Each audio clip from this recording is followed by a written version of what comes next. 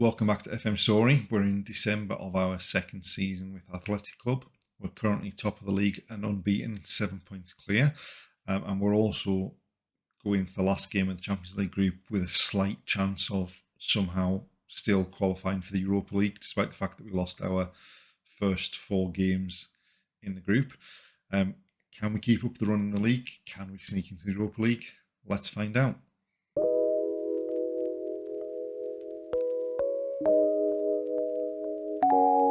Before we get started, if you do enjoy the video, please like, subscribe and comment. And without further ado, let's get going. We're going into the last game of the group stage of the Champions League knowing that we have to win away at PSG to have any chance of staying in any European competition this season. Not only that, but we also need Porto to beat Club Brugge as well. Obviously, we can't get ahead of ourselves. We need to put in the performance ourselves against PSG. Since the end of the last episode, we've played 1 league game away at Betis, and it was a good job we went 3-0 up, because as soon as we went 3-0 up, it seemed like we stopped playing, and from that point on until sort of the last 5 or 10 minutes when we sort of pressed them back a bit, it looked like they were the only ones that were going to threaten and score. Bilabo picked up another 2 goals. Marcelo's done well since he's come into the team. But other than that, we should have everyone fully fit for the game against PSG. So we're going to start with the same team that started the last game. Bilabo's in form. Hopefully Muniain can have a bit of a better game and create a few more chances. But other than that, we've looked relatively solid, although we did kind of collapse after we went 3-0 up. I don't think that'll be a problem today. I don't think we'll be going 3-0 up at any stage.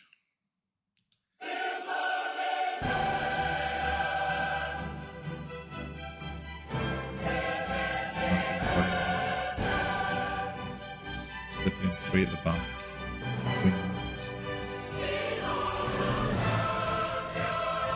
The ideal thing would be our fullbacks getting forward to support the wide players and doubling up on the wing backs and creating some stuff from them.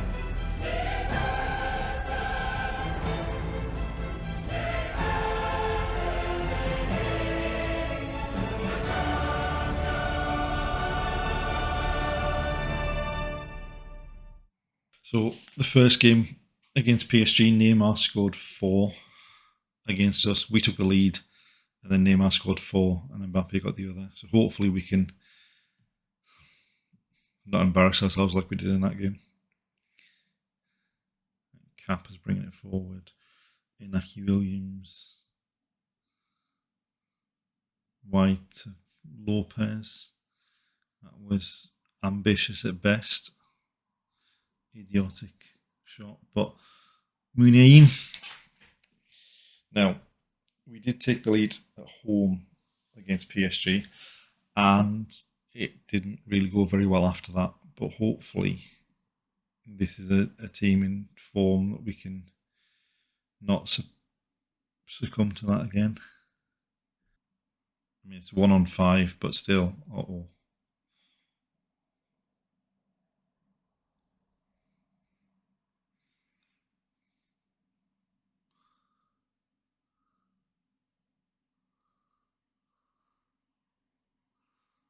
We've kind of pushed them back, but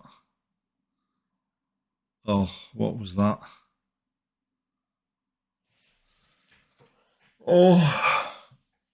Could just let go for a goal kick. Porto winning as well.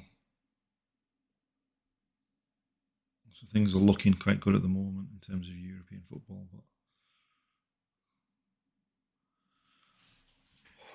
But now Brugge have equalised. In a way, actually crashing out Europe completely would probably be beneficial given where we are in the league, just to play less games than the likes of Barcelona and Real Madrid. Javi Lopez.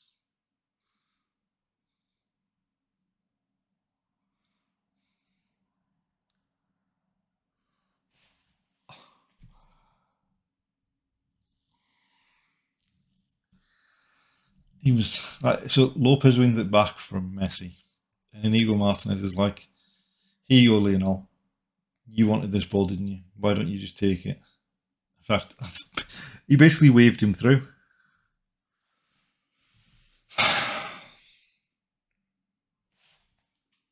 Kappa to Inaki Williams. Sunset Bilabo. Oh!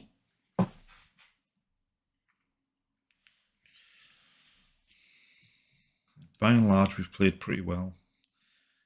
Martinez and Bilabo kind of concern me slightly, but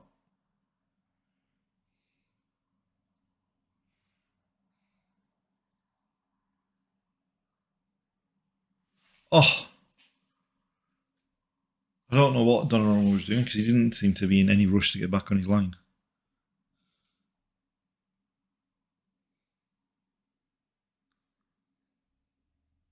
You see if the experience of Ander Herrera and Raul Garcia can do anything for us. Neymar's given the ball away. Vivian to Kappa. Inaki Williams. Straight away, what an impact. Raul Garcia pops up. Probably his first touch.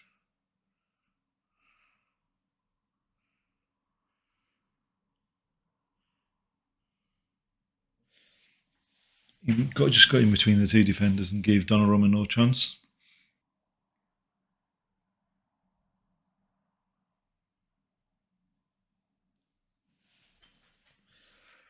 I thought that was the equaliser then. I think we might have qualified for the Europa League. Yep, we finished third thanks to beating Club Brugge on the head-to-head. So that means we go into the knockout of the Europa League. But now it's just get back on the league form and keep that unbeaten run going for as long as we can. We've made it towards the end of January, and we've got a big game coming up away at Barcelona. Since the PSG game in the Champions League where we sneaked into the Europa League, we've had a pretty poor run. So immediately after the PSG game, we lost our first game in the league this season. We got hammered 4-0 by Malaga at home. It was just the players were abysmal. We didn't perform. We then bounced back with a victory over Elche, but I mean they had 10 men for 90% of that game. Follow that up with a victory over Real Sporting Gijón. But it was very, very tight towards the end when they sort of pulled a goal back in with a couple of minutes left. And then we started the new year losing away at Osasuna. We were 2-0 down early on, pulled a goal back, but couldn't get back into the game after that. We then lost in the semi-final of the Supercopa España to Atletico Madrid. Basically, we started really well and then just disintegrated as the game went on. We snuck a 1-0 victory over Celta Vigo. We did suffer a bad injury there in terms of Ander Kappa missing because we don't really have any decent right back depth. But then we won against Alaves 3-0 in the Copa del Rey, and then we followed that up with our best performance since the PSG game in beating Getafe 5-1 in our last game. That game was particularly impressive because we were missing 3 of our first choice back 4. Both centre halves were suspended. Obviously, Ander Kappa got that injury that we mentioned earlier on. And then during the first half, his replacement, Alvaro Nunez, went off injured as well.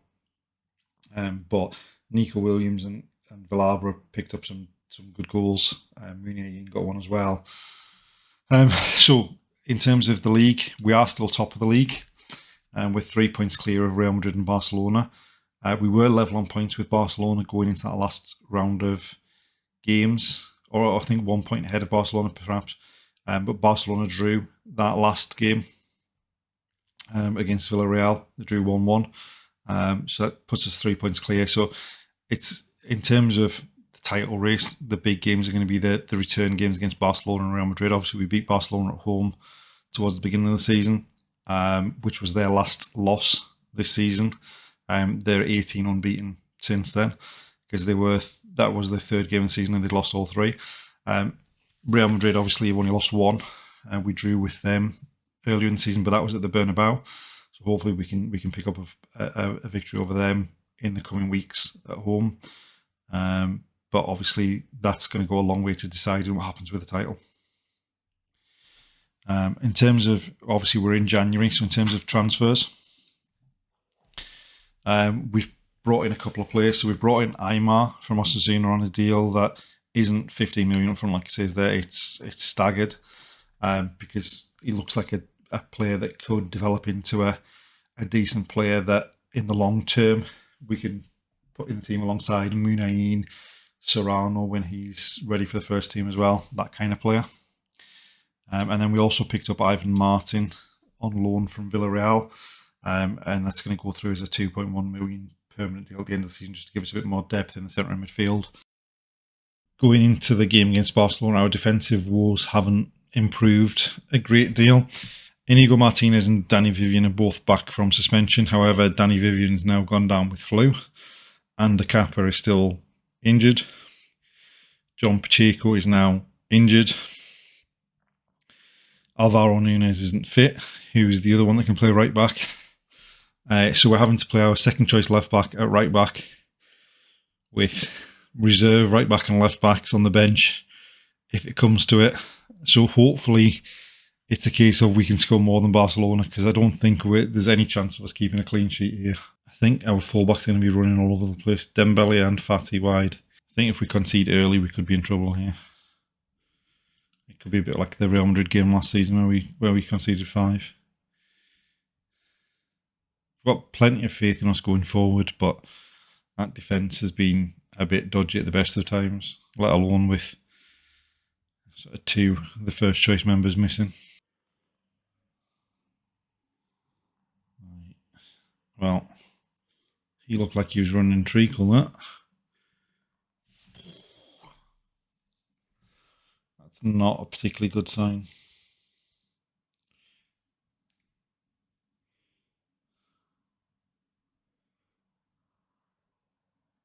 Offside.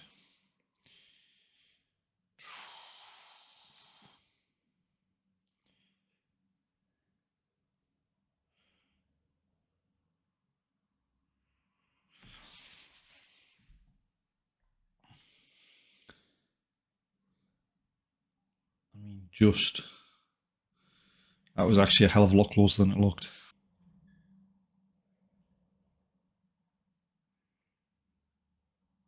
Good save.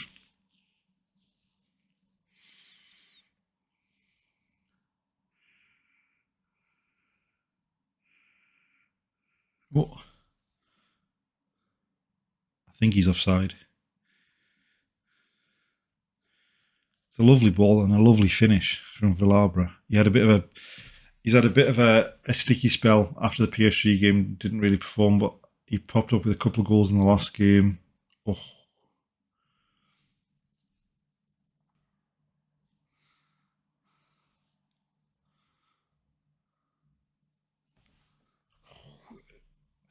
I was expecting that to be a goal. Lewandowski with a free header right in front of goal.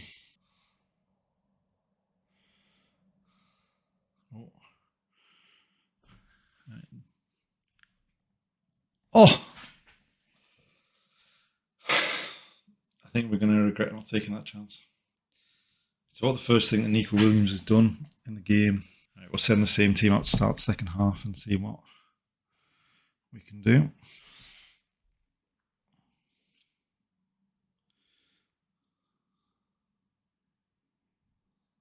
Munayin, White and Naki Williams. I think that was outside the box. Not really sure.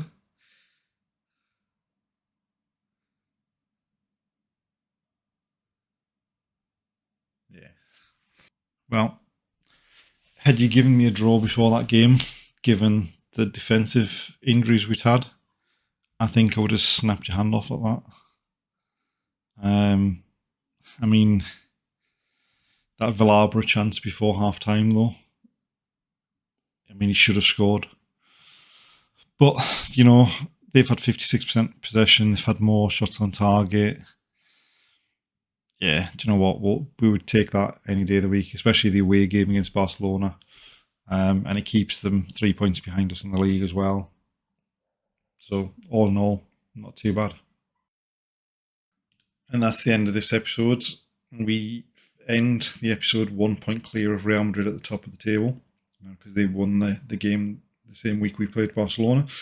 So we're 1 point ahead of Real Madrid, 3 points ahead of Barcelona, and our next league game, which you'll see in the next episode, is against Real Madrid.